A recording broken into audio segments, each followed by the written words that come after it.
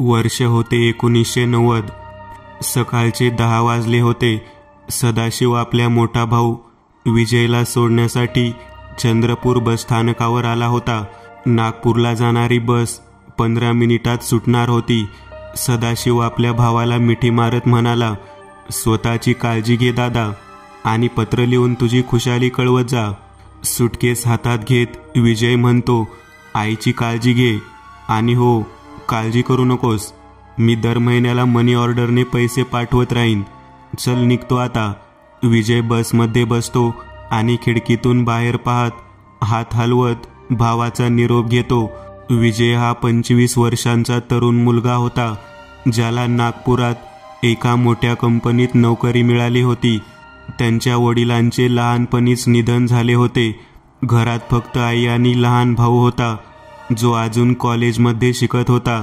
विजय हा एका कंपनीच्या पॅकेजिंग आणि वितरण विभागात काम करत होता. विजय आपले काम मनापासून करत असे. तिथे त्याचे बरेच मित्र होते, पण तिथे रवी नावाचा एक चांगला मित्र बनला होता. ते दोघे भाड्याच्या छोट्या घरात राहत होते. रोज 8 तासांची शिफ्ट, रात्री मित्रांसोबत मिळून जेवण करणे, मग रविवारी कुठेतरी फिरायला जाणे, आणि महिन्याच्या शेवटी पगाराचा मोठा हिस्सा मनी ऑर्डरने घरी पाठवणं, हा त्याचा जीवनक्रम होता. एकदा रवीने त्याच्या मित्र विजयला विचारले, यार विजय, तू जे काही कमवतोस ते बहुतेक घरी पाठवतोस आणि स्वतःसाठी जास्त ठेवत नाहीस. तू आतापासून तुझ्या भविष्याचा विचार कर. हे ऐकून विजय रवीच्या खांद्यावर हात ठेवतो आणि हसून म्हणतो, मित्रा, माझा भाऊ आणि माझी आई हेच माझे भविष्य आहे.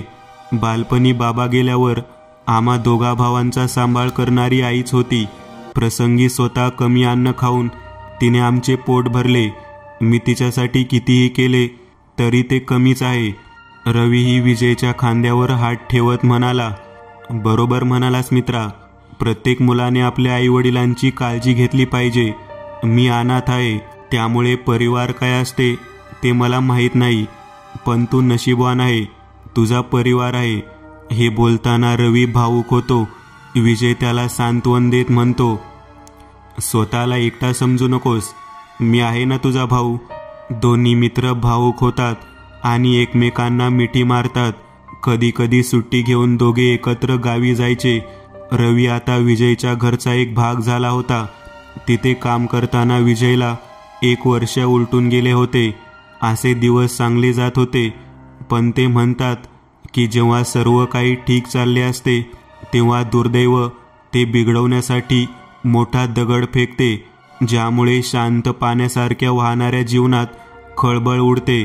असेच एक संकट विजयची वाट पाहत होते.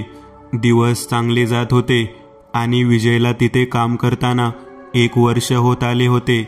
मग आले वर्ष 1991, जेव्हा संपूर्ण देशात आर्थिक मंदी हळूहळू आपले पाय पसरत होती. एकीकडे उत्पादन जास्त तर मागणी घटत चालली होती. पाहता पाहता मंदीने संपूर्ण देशात कहर केला होता. मंदीने अनेक व्यापारी व कारागिरांची व्यवसाय बुडाले होते आणि अनेक छोट्या मोठ्या कंपन्या डबघाईस आल्या होत्या. म्हणून मग त्यांनी कर्मचारी कपात करण्यास सुरुवात केली. विजय ज्या कंपनीमध्ये काम करत होता त्याही कंपनीच्या बोर्डाने एकमताने हा निर्णय घेतला व कामगार कपातीला मान्यता दिली. विजय एक दिवस सकाळी जेव्हा कंपनीत गेला तेव्हा त्याला तिथे एक लिस्ट लागलेली दिसली. त्या लिस्टमध्ये नोकरीवरून काढून टाकलेल्या कामगारांचे नाव होते. त्यात एक नाव विजयचे देखील होते. ते बघून विजयच्या पायाखालची जमीनच सरकली. नोकरी गेलेले कामगार दुःखी होते, चिंतेत होते, पण पोटापाण्याची व्यवस्था करण्यासाठी पुढे काय करावे याचा विचार करीत होते. विजयची नोकरी गेली हे रवीला समजताच तो तडक विजयकडे आला. विजय डोक्यावर हात ठेवून खाली बसला होता.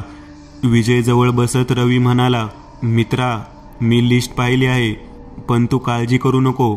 माझी नोकरी अजून शाबूत आहे. मॅनेजर साहेबांशी बोलून मी माझ्या जागी तुझे नाव देतो.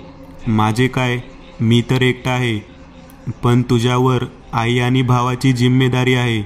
विजय दुःखी होत म्हणाला, नाही मित्रा, मी हे नाही करू शकत. जरी आज तू एकटा आहेस, पण उद्या तुझे लग्न होईल आणि तुझाही परिवार असेल, मग त्यांचीही जबाबदारी तुझ्यावर असेल.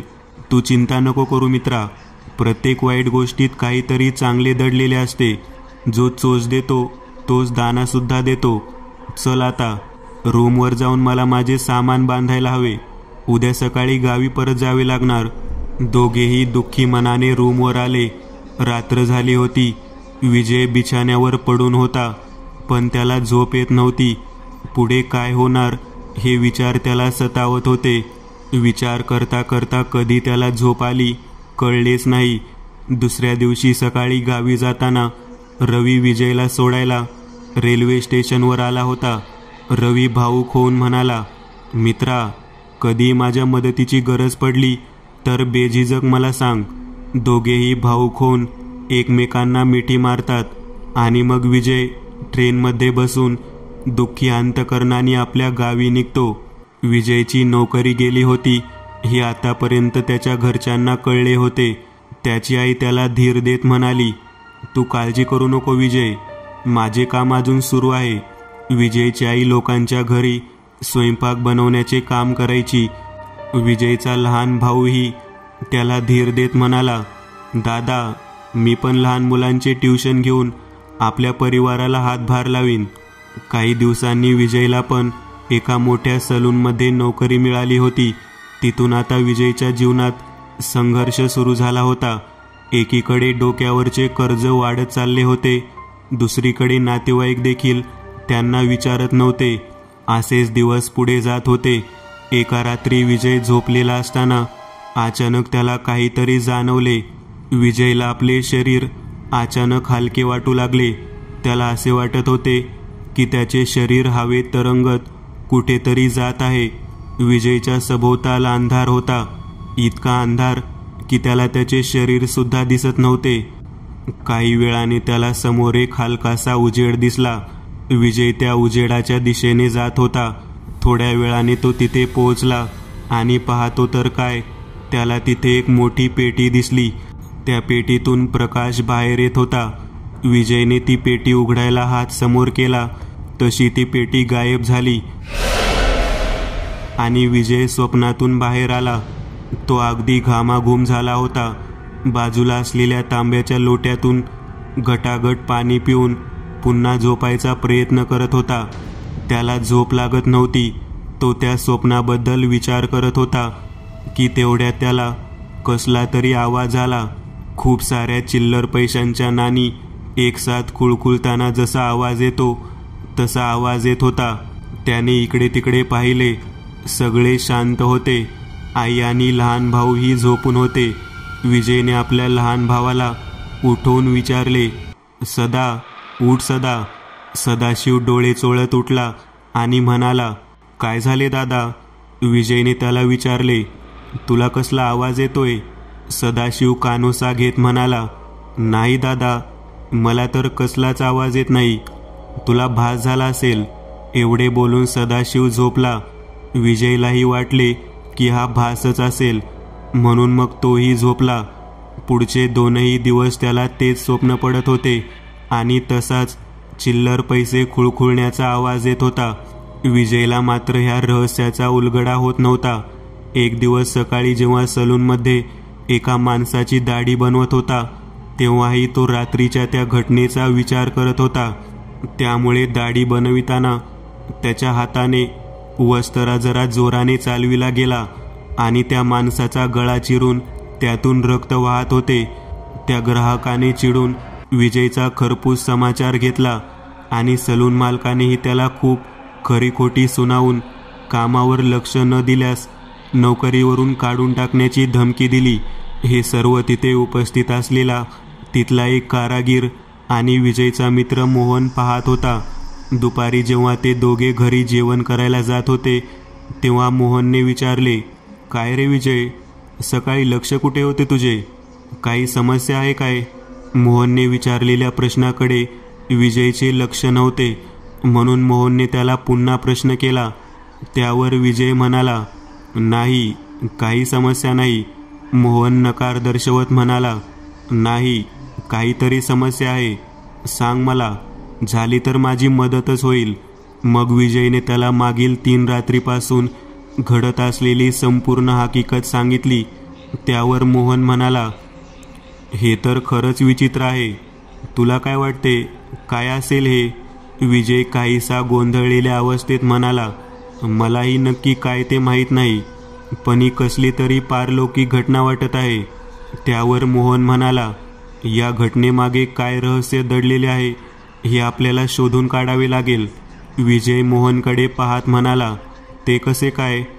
त्यावर मोहन स्मित हास्य करत म्हणाला, मला एक इसम माहीत आहे, ज्याला अशा गोष्टींबद्दल बरेच ज्ञान आहे. विजय उतावीळ होत म्हणाला, कोण आहे तो? कुठे भेटणार? आजच जाऊया त्याच्याकडे. त्यावर मोहन म्हणाला, नाही, आज नाही. 2 दिवसांनी पौर्णिमा आहे, तेव्हा त्याच्याकडे जाऊ. 2 दिवसांनी पौर्णिमेच्या रात्री दोघेही मित्र कुठेतरी जात होते.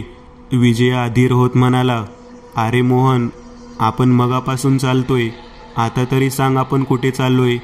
तेव्हा मोहन विजयला सांगताना म्हणाला, आपण गावच्या स्मशानात चाललोय. स्मशानाचे नाव ऐकून विजयच्या भुवया उंचावल्या. त्याच्या चेहऱ्यावर भीती साफ दिसत होती. विजय घाबरतच म्हणाला, स्मशानात? पण तिथे कशाला? होय, स्मशानात. आपली मदत करणारा इसम आपल्याला स्मशानातच भेटणार आहे. कारण 2 दिवसापूर्वी जेव्हा मी त्याला भेटलो आणि त्याला तुझ्या विचित्र समस्येबद्दल सांगितले, तेव्हा त्याने आपल्या दोघांना स्मशानात यायला सांगितले. कारण तो मनुष्य एक तांत्रिक आहे आणि अशा तांत्रिकाला आपल्या शक्ती वाढवण्यासाठी स्मशानातच सिद्धी कराव्या लागतात. त्यामुळे त्यांच्या शक्तीत वृद्धी होते. दोघेही बोलत पुढे जात होते. थोड्या वेळाने ते दोघेही स्मशानात पोहोचले. तिथे अंधार आणि भयान शांतता पसरली होती. दुरून कुठून तरी त्यांना थोडासा उजेड दिसत होता. ते दोघेही त्या उजेडाकडे चालत गेले. थोड्या दूर जाऊन त्यांनी पाहिले की तिथे एक इसम आपल्या चेहऱ्यावर आणि सर्वांगावर राख फासून एका यज्ञकुंडासमोर बसलेला आहे आणि त्यात कसली तरी आहुती देत आहे. ते दोघे तिथे आले. त्यांना पाहिल्यावर त्या तांत्रिकाने त्या दोघांना त्याच्या जवळ येऊन बसण्याचा इशारा केला. दोघेही चुपचाप जाऊन त्याच्या समोर बसले. विजयने पाहिले की तिथे काळ्या जादूचे सामान, जसे की टाचण्यात टोचलेले लिंबू मिरची, छोट्या काळ्या बाहुल्या, एक मानवी कवटी, शेंदूर आणि काही हाडे, अशा वस्तू ठेवलेल्या आहेत. विजय काही बोलणार तेवढ्यात त्या तांत्रिकाने त्याला थांबण्याचा इशारा केला. विजय आणि मोहन गप्प बसून होते. तो तांत्रिक त्या यज्ञकुंडात आहुती देत होता. त्याचे कार्य संपल्यानंतर तो जागेवरून उठला आणि म्हणाला, चला माझ्याबरोबर. तसे ते दोघे निमूटपणे चालत त्याच्या मागे गेले. ते तिघेही एका झाडापाशी येऊन थांबले. तांत्रिकाने आपल्या अंगावरचे भस्म साफ केले आणि तिथे ठेवलेले त्याचे वस्त्र, कुर्ता पायजमा घातला आणि म्हणाला, बोला, काय समस्या आहे तुमची? सर्व अंगावर राख फासलेला आणि लंगोटवर असणारा मगाचा तो तांत्रिक कुर्ता पायजमा घातल्यामुळे माणसात आलेला वाटत होता. बाबा, मागील 3 रात्रीपासून मला एक विचित्र स्वप्न पडत आहे. त्यात मी एका अंधाऱ्या जागेत असतो व पुढे गेल्यावर मला एक पेटी दिसते आणि जसा मी त्या पेटीला उघडण्यासाठी हात समोर करतो तशी ती पेटी गायब होते. त्यानंतर माझी झोप उघडते आणि मला खूप साऱ्या चिल्लर पैशाची नाणी एकसाथ वाजविल्यावर जसा आवाज येईल अगदी तसा आवाज येतो. पण त्या आवाजाची तीव्रता आता दर दिवसाला कमी कमी होत चालली आहे. बाबा, हे काय रहस्य आहे? ही कसली पीडा तर नाही ना? तो तांत्रिक विजयचे बोलणे लक्षपूर्वक ऐकत होता. सर्व काही ऐकल्यानंतर तो स्मित हास्य करत म्हणाला, अरे मूर्खा, ही काही पीडा वगैरे नाही. तू तर भाग्यवान आहेस की तुला असले आवाज येत आहे. हे दुसरे तिसरे काही नसून हे गुप्तधन आहे, जे तुला स्वतःच्या अस्तित्वाचा इशारा देत आहे. हजारो लोकांपैकी कोणी एक नशीबवान मनुष्य असतो ज्याला अशा गुप्तधनाचा इशारा मिळतो. तू त्यापैकी एक आहे. गुप्तधनाचे नाव ऐकून त्या दोघांच्याही अंगावर शहारे आले. विजय तर अधिकच रोमांचित झाला होता. त्याने उत्सुकतेने विचारले, गुप्तधन? बाबा, याबद्दल थोडे विस्तारपूर्वक सांगा. त्यावर तो तांत्रिक बाबा सविस्तर माहिती देत म्हणाला, गुप्तधन हे एक प्रकारे जमिनीत गाडलेला खजिना असतो. यामध्ये हिरे, माणिक, मोती, सोन्याचे भरजरी दागिने, सोन्या चांदीचे सिक्के आणि अजून बरेच काही असू शकते. गुप्तधनाचे 3 प्रकार असतात. पूर्वीच्या काळी म्हणजे जेव्हा राजा महाराजांचे राज्य होते, अशा वेळेस काही धनाढ्य व्यापारी सामंत किंवा सोन्याचे व्यापारी आपल्या पूर्वजांचा खजिना चोर आणि लुटारूपासून वाचवण्यासाठी व पुढच्या पिढीपर्यंत पोहोचवण्यासाठी जमिनीखाली गाडून ठेवत असत. पण जेव्हा काही कारणास्तव ही माहिती पुढच्या पिढीपर्यंत पोहोचण्याच्या आधी त्यांचा मृत्यू झाला, तर ते धन जमिनीत तसेच गडून राहत असत. तर हा झाला पहिला प्रकार. मग दुसरा प्रकार कसा असतो? मोहनने प्रश्न केला. त्यावर तांत्रिक सांगू लागला, दुसऱ्या प्रकारात येते यक्ष आणि यक्षिणीचा खजिना. यक्ष आणि यक्षिणी हे काय असतं बाबा? कोणी राक्षस वगैरे असतात का? मोहनने आपली शंका बोलून दाखवली. त्यावर उत्तर देताना तांत्रिक म्हणाला, मूर्खा, यक्ष यक्षिणी काही राक्षस नसतात. हे सगळे उपदेवी देवतांच्या श्रेणीमध्ये येतात. यांचे स्वामी कुबेर असतात. कुबेर हे धनाचे देवता आहेत. ते रावण, बिभीषण आणि कुंभकर्णाचे सावत्र भाऊ होते, पण त्यांच्या अंगी असलेल्या ब्राह्मण गुणांमुळे ते देवता बनले. सोन्याची लंका पण त्यांचीच होती. आपल्या धन्याप्रमाणे यक्ष आणि यक्षिणी त्यांना प्रसन्न करणाऱ्या मनुष्यावर धनाची वर्षा करीत असे. कधी कधी भूतलावर जिथे त्यांचा वास असायचा, तिथे कित्येक अशा धनाच्या हंडी एखाद्या झाडाच्या खाली किंवा गुहेत वगैरे इतर मनुष्यांपासून लपवून ठेवलेल्या असत. मात्र कालांतराने त्या काही प्राकृतिक घटनांमुळे जमिनीखाली गाडल्या गेल्या आणि इतरांसाठी फक्त एक दंतकथा बनून राहिल्या. विजय आणि मोहन अगदी मंत्रमुग्ध होऊन ऐकत होते. तांत्रिक समोर सांगू लागला. तिसरा प्रकार समजावून सांगताना त्याचा चेहरा आणि आवाज जरासा गंभीर झाला होता. तो गंभीर आवाजात म्हणाला, तिसरा आणि शेवटचा प्रकार. ह्या प्रकारातील गुप्तधन हे कधी कधी धोक्याची चाहूल सोबत आणते. तांत्रिकाच्या चेहऱ्यावर गंभीर भाव बघून दोघेही जरा मनातून सरकले होते. विजयने थोडे दचकत विचारले, असे काय आहे या प्रकारामध्ये? त्यावर तांत्रिक सांगू लागला, हे गुप्तधन असुरांच्या मालकीचे असते. त्यावर आसुरी प्रभाव असतो. ते ऐकून विजयने विचारले, मला एक शंका आहे. हे असुर, दानव आणि राक्षस यांची नावे ऐकण्यामध्ये एकसारखी वाटतात. मग ह्यामध्ये फरक काय आहे? तेव्हा तांत्रिक त्याला समजावत म्हणतो, कश्यप ऋषींच्या 2 पत्नी होत्या. एक दिती आणि दुसरी आदिती. दितीपासून जन्मलेल्या मुलांना दैत्य म्हणतात. धनुचे वंशज दानव आहेत आणि ज्यांच्यापासून जीवाचे रक्षण करायचे आहे ते राक्षस. आणि जे एकोप्याने राहत नाहीत, जसे मनात येईल तसे वागतात, म्हणजे ज्यांचे आचरण मनमानी आहे ते असुर. हे सर्व तामसिक आणि राजसिक मिश्र स्वरूप ठेवतात. त्यापैकी राक्षस हे नरभक्षक आणि बहुतेक आतंकी आचरणवाले. त्यांचा नंतर दैत्य आणि मग दानव. क्षीरसागरमध्ये जेव्हा समुद्र मंथन झाले होते, तेव्हा त्यातून निघालेल्या अनेक गोष्टींबरोबरच किमती खजिनासुद्धा निघाला होता आणि ज्याची वाटणी दोन्ही पक्षात झाली होती. पण असुर आणि दानव मिळालेल्या ह्या खजिन्यांवर संतुष्ट नव्हते, म्हणून मग त्यांनी लूटपाट करायला सुरुवात केली. ह्यामध्ये अनेक निष्पाप लोकांचा जीव गेला. त्यामुळे हे धन आपोआपच शापित होत गेले. म्हणून ह्या प्रकारचे धन हे जोखमीच्या प्रकारात मोडते. असुर पाताळ लोकात राहत असत. त्यामुळे हे धन सुद्धा नेहमी जमिनीत गाडलेले असते आणि वेळोवेळी ते चंद्राच्या कलांप्रमाणे आपली जागा बदलवत असते. तांत्रिकाने त्यांना सविस्तर माहिती दिली. सगळे ऐकल्यावर विजय म्हणाला, मग बाबा, मला माझ्या स्वप्नात दिसलेले धन कोणत्या प्रकारचे आहे?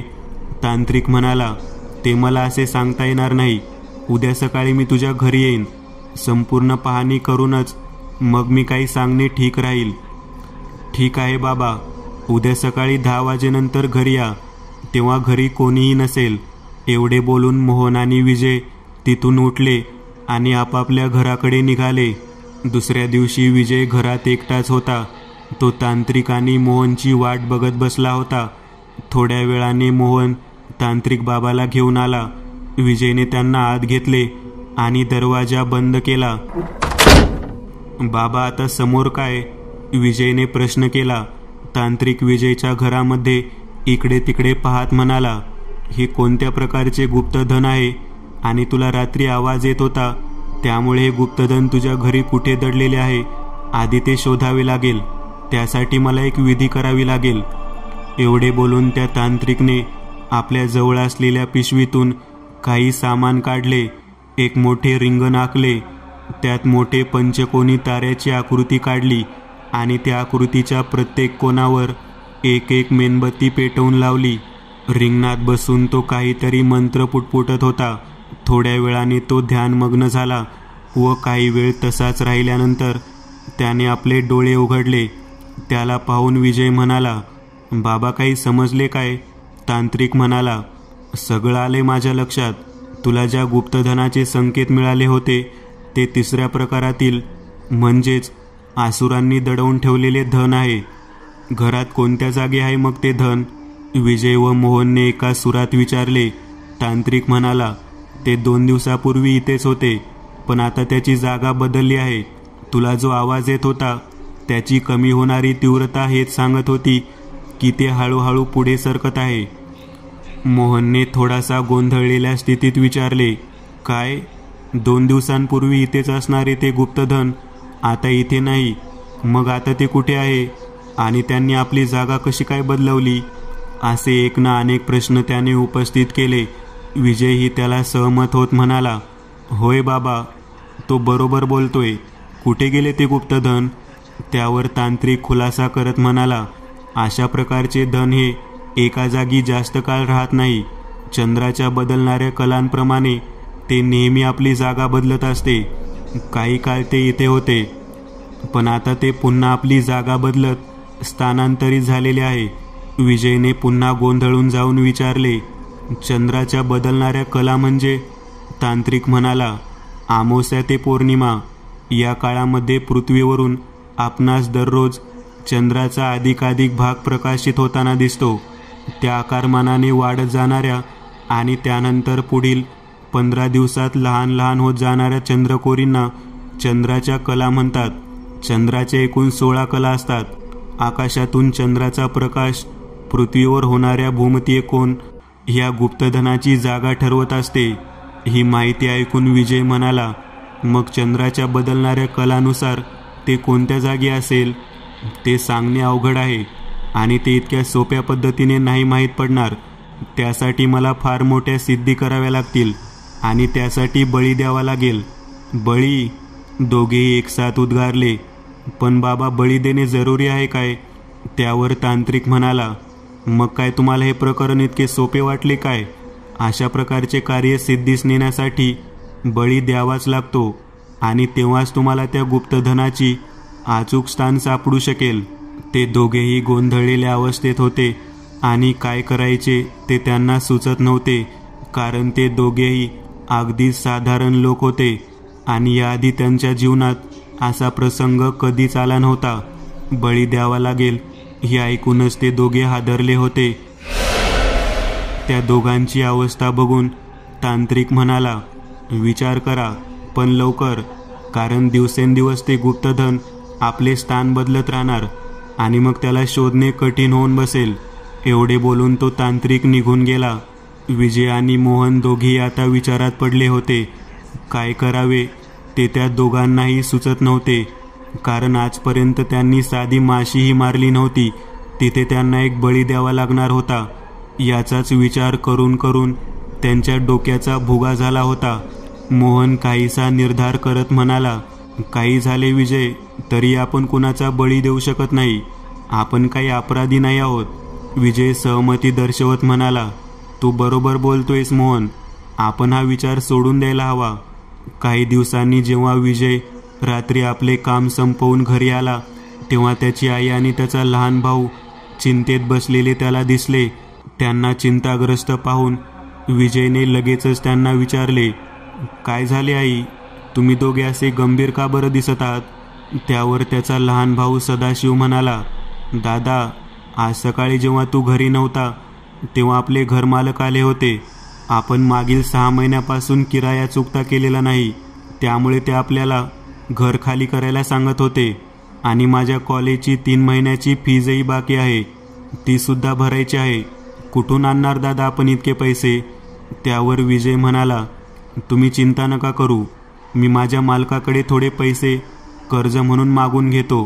त्यावर आई त्याला टोकत म्हणाली, नको विजू, आधीच आपल्यावर इतरांचेही कर्ज आहे, पुन्हा अजून एका माणसाचे कर्ज नको. आपण करू काहीतरी. विजय समोर काही बोलणार तेवढ्यात आईने त्याला मध्येच थांबवले आणि त्याला धीर दिला की सगळं काही ठीक होऊन जाईल. इकडे मोहनची ही परिस्थिती काही वेगळी नव्हती. त्यालाही त्याच्या बाबाच्या उपचारांसाठी पैशांची गरज होती. दोघेही परिस्थितीसमोर हातबल होते. सकाळी विजय सलूनमध्ये काम करत असताना त्याच्या डोक्यात हेच विचार घोंगावत होते की पैशाची व्यवस्था कशी करावी. दुपारी जेव्हा तो जेवणासाठी घरी आला तेव्हा त्याला त्याचा मित्र रवी भेटला. रवीला पाहून त्याला आनंद झाला. दोघांचीही गळाभेट झाली. विजय म्हणाला, अरे रवी, कधी आलास तू? काही कळवलं नाही मला. त्यावर रवी विजयवर नाराज होत म्हणाला, अरे कळवलं तर तू नाही मला. तुमच्यावर इतके मोठे आर्थिक संकट आहे आणि तुम्हाला सांगण्याची साधी तसदीही घेतली नाही.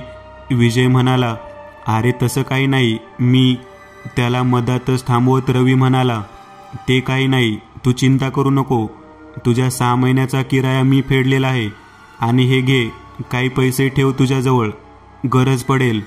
विजय त्याचे पैसे परत करत म्हणाला, नको मित्रा, आधीच तुझे माझ्यावर इतके उपकार आहेत, त्यात हे. रवी काहीसा रागावत म्हणाला, अच्छा, आता तू उपकाराची भाषा करतोय मित्राकडे. हे बघ, मैत्रीमध्ये उपकार वगैरे काही नसते आणि तुला हे पैसे घ्यावेच लागेल. हे पैसे मी तुला नाही, माझ्या आईला देतोय. आणि तुला जर एवढाच वाईट वाटत असेल तर हळूहळू परत कर, आणि नाही दिलेस तरी चालेल, कारण हे मी माझ्या परिवारासाठी करतोय. तू मला आपले भाऊ मानले होतेस आणि उपकाराची भाषा करून आता तू मला दूर लोटतोय. विजयच्या डोळ्यात अश्रू तरळले होते आणि त्याचे मन भरून आले होते. रवीने त्याची ही स्थिती जाणली होती. विजय त्याला धन्यवाद करत म्हणाला, मित्रा, तुझे पैसे मी शक्य तितक्या लवकर परत करण्याचा प्रयत्न करीन. त्यावर हसत रवी म्हणाला, बरं बाबा, तुला जेव्हा जमेल तेव्हा परत कर. विजय आणि मोहन दोघेही संध्याकाळी आझाद बागेत बसून होते. दोघेही चिंताग्रस्त होते. पैशांची व्यवस्था कशी करायची याच विवंचनेत होते. त्या दोघांनी पैशांची व्यवस्था करण्यासाठी त्यांची नातेवाईक आणि इतरही काही जणांकडे लाचारीने हात पसरले होते, पण कोणीही त्यांना कवडीचीही मदत केली नव्हती. सगळ्या बाजूंनी त्यांची निराशा झाली होती. बराच वेळ विचार केल्यानंतर दोघांचा एकमताने निर्णय झाला की त्या तांत्रिकाने सांगितल्याप्रमाणे आपण करायचे. तसे ते तडक उठून त्या तांत्रिकाकडे गेले. त्यांना पाहून तांत्रिक म्हणाला, मला माहीत होते तुम्ही जरूर माझ्याकडे येणार, कारण ही दुनिया खूप जालिम आणि स्वार्थी आहे. ज्याच्याकडे पैसा अडकानी सत्ता आहे तोच या कलियुगात टिकू शकतो. विजय म्हणाला, होय बाबा, तुम्ही खरे बोलत आहात. आम्ही सर्वतोपरी प्रयत्न केले, पण सगळीकडे आम्हाला निराशाच हाती आली. आम्हाला तुमच्या अटी मंजूर आहे. आम्ही देऊ तो बळी. काय करावे लागेल सांगा आम्हाला, आम्ही तयार आहोत. तांत्रिक हसत म्हणाला, ठीक आहे, बसा, मी सांगतो तुम्हाला. आणि तांत्रिक त्यांना सांगू लागला, मग ऐका, हे गुप्तधन आसुरांच्या मालकीचे आहे आणि त्यांचा मुख्य स्रोत हे आसुरच असल्याने त्यांना मानवी बळी लागतो.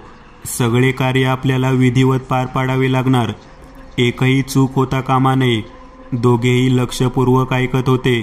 विजय म्हणाला, कुणाचा बळी द्यावा लागेल ह्या विधीत? त्यावर तांत्रिक खुलासा करत म्हणाला, ही साधी सरळ विधी नाही, तर आसुरी शक्तींना प्रसन्न करण्याच्या दृष्टीने अत्यंत कठीण विधी आहे आणि त्यात देण्यात येणाऱ्या बळीच्या प्रकाराचे काही नियम आहे.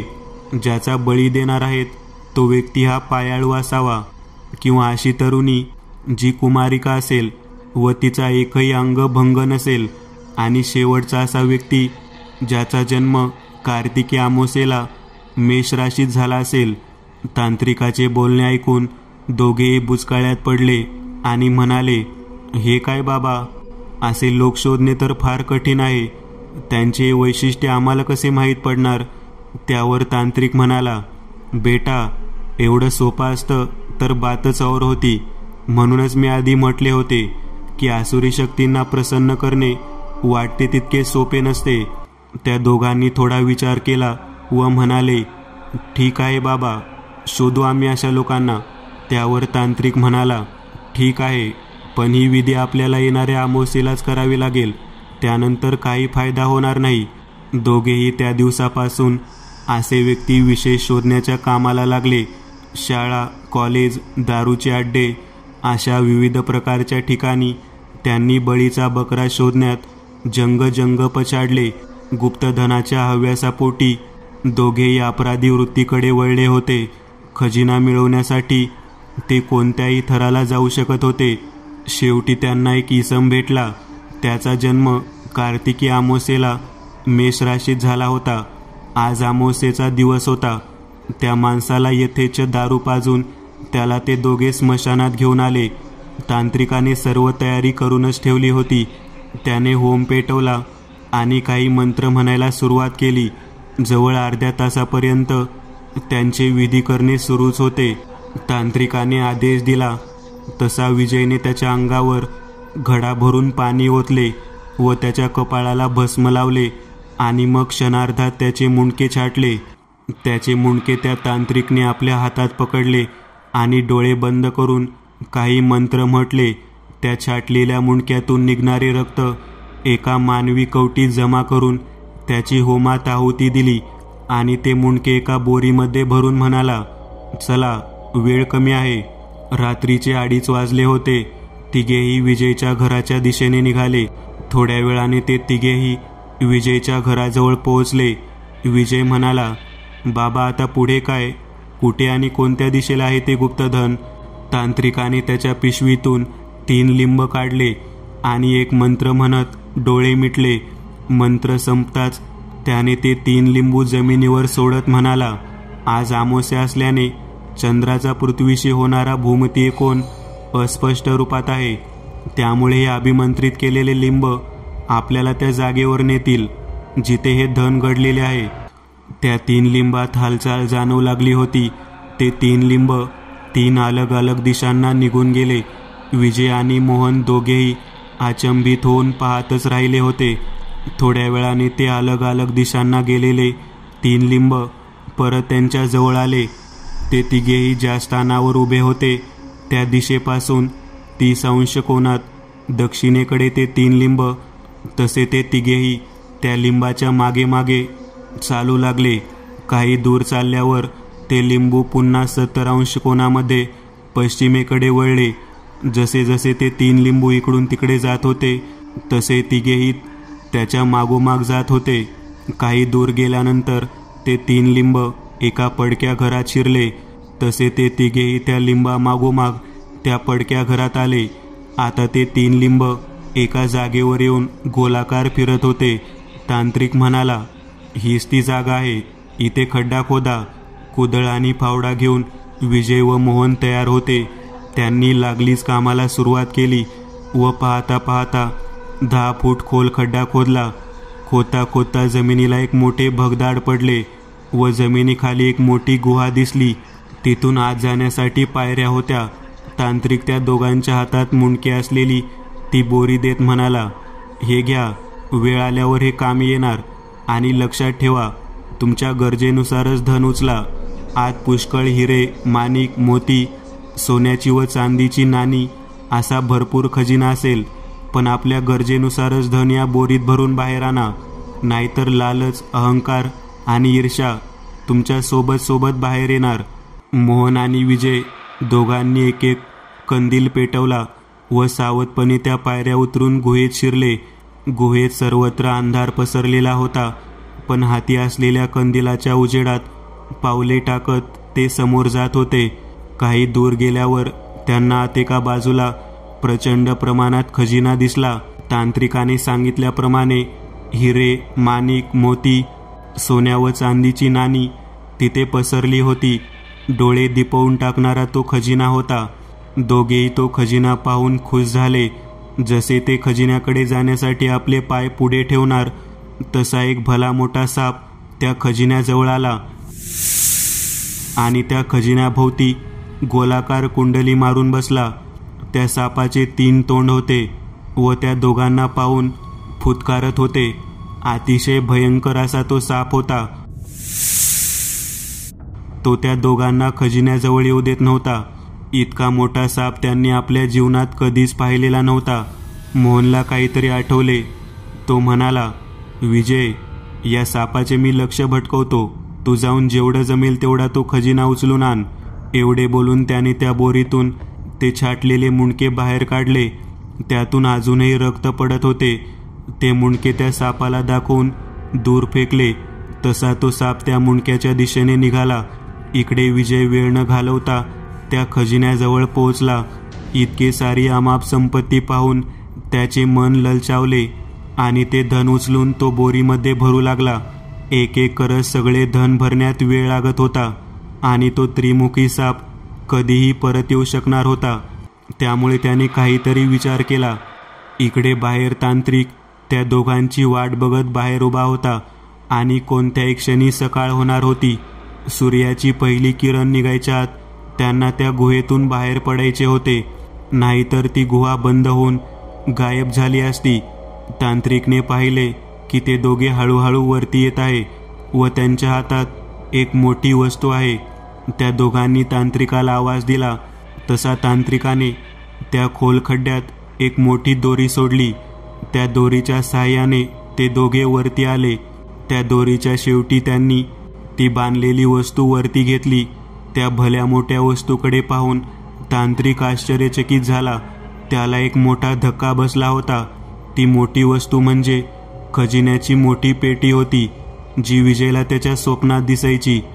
तांत्रिक त्या दोघांना रागावत म्हणाला, मी तुम्हा दोघांना आधी चेतावणी दिली होती की फक्त तुम्हाला लागतील तेवढेच धन त्या बोरीमध्ये भरून आणा. त्या खजिन्याच्या पेटीला हात लावू नका. पण तुम्ही माझे बोलणे ऐकले नाही. त्यावर विजय म्हणाला, पण आम्ही एवढ्यावरच समाधान का म्हणायचे? इतकी मेहनत करून आपण इथपर्यंत आलो तर आपला वाटाही मोठा हवा. तांत्रिक थोडासा नाराजीच्या स्वरात म्हणाला, अरे मूर्खा, ही पेटी शापित आहे आणि साधीसुधी पेटी नाही, तर ही अनंत पेटी आहे, ज्यातील खजिना कधी संपणार नाही. मी तुम्हाला स्पष्टपणे सांगितले होते की या पेटीबरोबर लालच, ईर्ष्या आणि अहंकार तिघेही तुमच्या सोबत येणार, पण तुम्ही माझे ऐकले नाही. तांत्रिक त्या दोघांना समजावून सांगत होता, पण भरल्या डोळ्यांनी दिसणारे ते अमाप धन पाहून त्यांच्या कानाचा पडदा समजदारीच्या गोष्टीसाठी बंद झाला होता. त्यांनी त्या तांत्रिकाला ठरल्याप्रमाणे त्याचा हिस्सा देऊन त्याला चालते केले आणि ते दोघे तिथून ती पेटी घेऊन त्या पडक्या घरातून बाहेर पडले. काही वेळाने सकाळ होणार होती. विजय आणि मोहन कोणालाही न कळता ती भली मोठी पेटी घेऊन विजयच्या घरी आले होते व मागच्या दाराने प्रवेश करत विजय आणि मोहन दोघांनीही ती पेटी उचलून घराच्या सज्जावर लपवून ठेवली होती. सकाळ झाली होती. घरी फक्त विजय आणि मोहन होते. दोघांनीही धनाची आपापसात समान वाटणी केली होती. तरी सुद्धा त्या पेटीतले धन जरासेही कमी झाले नव्हते. हे बघून त्या दोघांना फार आनंद झाला होता. मनात लालसा वाढत होती. त्या दोघांनी आपापला ऐवज एका पिशवीत भरून शहराच्या मध्यभागी असणाऱ्या सराफाच्या दुकानावर जाऊन विकून टाकला. त्यांना भरपूर रोख पैसे मिळाले. इतके पैसे पाहून दोघेही खुश होते. सर्वात आधी त्यांनी त्यांच्या डोक्यावर असलेले कर्ज फेडले. काही दिवसांनी सराफ बाजारातील एका धनाढ्य सोन्याच्या व्यापारासोबत त्यांची भागीदारी झाली. ते दोघेही सोन्याचे ऐवज अवैध पद्धतीने त्याच्याकडे विकत होते व त्यातून त्यांना भरपूर पैसे मिळत होते व काही दिवसात त्यांचे जीवन पूर्णपणे बदलून गेले होते. असेच एक वर्ष उलटले. आता विजय आणि मोहन दोघेही शहरातील मोठे धनाढ्य व्यक्ती बनले होते. त्यांनी बांधकाम व्यवसाय सुरू केला होता. आणि रिअल इस्टेट क्षेत्रातही खूप मोठी गुंतवणूक केली होती. त्यांच्या चारही बाजूंनी समृद्धी आणि सुबत्ता नांदत होती. लवकरच विजयने लग्न केले व मोहननेही एका वर्षात लग्न गाठ बांधली. त्यांची आर्थिक सुबत्ता पाहून त्यांच्यावर जळणारेही कमी नव्हते. जे नातेवाईक कधी त्यांना विचारतही नव्हते तेच नातेवाईक आता त्यांच्या पायघड्या घालू लागले. जसे जसे ते त्या अनंत पेटीमधून खजिना काढत होते तसतसा त्यांच्या मनात ईर्ष्या, लालच आणि अहंकार वाढत होता. एकेकाळी साधे जीवन जगणारे ते दोघेही आता कपटी, बेईमान व धूर्त झाले होते. स्वतःसमोर ते दुसऱ्यांना अगदी कसबटासमान वागणूक देत होते. विजय तर आपल्या बायकोला धोका देऊन इतर बायांबरोबर रासलीला करण्यात दंग झाला होता. त्यांच्यावर त्याने कितीतरी संपत्ती उधळली होती. त्यांचे मित्र कमी व शत्रू वाढत होते. असेच दिवस समोर जात होते. विजय व मोहनमधील ईर्ष्या दोघांना स्वस्थ बसू देत नव्हती. कधी काळी एकमेकांवर जीव ओवाळणारे ते मित्र आता एकमेकांचे शत्रू बनले होते. दोघेही एकमेकांपासून अलग झाले होते. याचाच फायदा त्यांच्या शत्रूंनी घेतला. एक दिवस मोहनला एकटे पाहून त्याच्या शत्रूंनी त्याच्यावर गोळ्या झाडल्या व मोहन ठार झाला होता. पण विजयला याचे काहीच वाटले नाही. उलटा तो खुश होता की त्याचा प्रतिस्पर्धी आता या जगात नव्हता. विजयवरही त्याच्या शत्रूंनी खूप हल्ला केला पण तो त्यातून बचावला. पण नियतीच्या हल्ल्यापासून तो बचावू शकला नाही. काही दिवसांनी त्याला एक दुर्धर आजार झाला व काही महिन्यानंतर तो त्या आजाराने दगावला. जीवनभर त्याने जितकी माया जमा केली त्यापैकी वरती एक दमडीही घेऊन जाऊ शकला नाही. जेव्हा स्मशानात त्याची अंत्ययात्रा आली होती तेव्हा तो तांत्रिकही तेथेच उपस्थित होता. त्याला काही वर्षापूर्वीची स्थिती आठवली.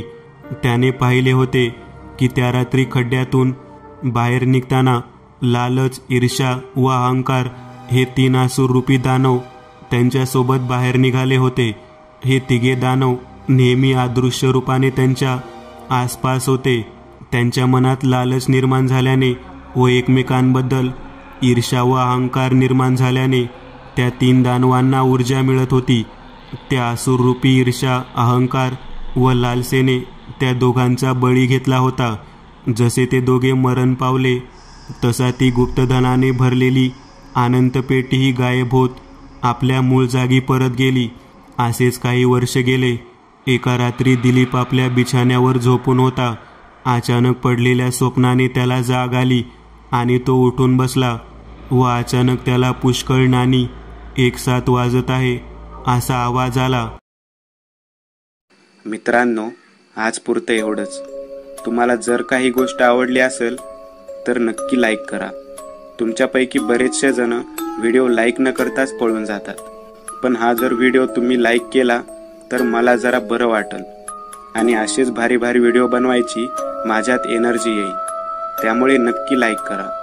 आणि अजूनही कोणी या चॅनलला सबस्क्राईब केलेलं नसाल तर लगेच सबस्क्राईब करून टाका. आणि बाजूची घंटी ती मात्र दाबायला विसरू नका. देवाची घंटी आहे ती. चला तर मग पुन्हा भेटूया अशीच एक आगळी वेगळी गोष्ट घेऊन पुढच्या